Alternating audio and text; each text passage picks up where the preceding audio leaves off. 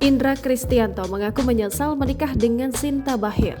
Diketahui, Indra digugat cerai oleh Sinta hanya kurang lebih 4 bulan setelah mereka menikah. Indra Kristianto mengaku menyesal karena ketika diajak rujuk, Sinta justru mengajukan syarat yang berat untuk Indra. Melansir dari Kompas.com, Indra dengan menyesal tak bisa mengungkap syarat itu lantaran dianggap privasi.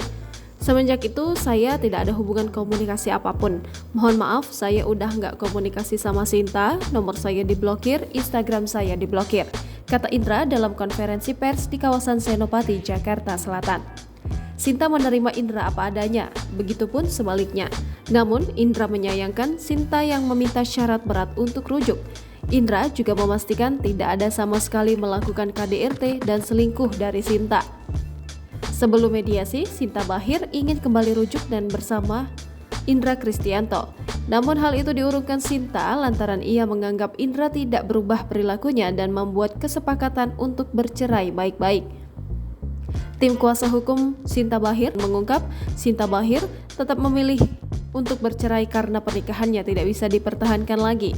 Diketahui pernikahan mereka hanya bertahan 4 bulan setelah Sinta Bachir menggugat cerai Indra pada 7 Juli 2023. Jangan lupa subscribe, share, komen, dan like ya!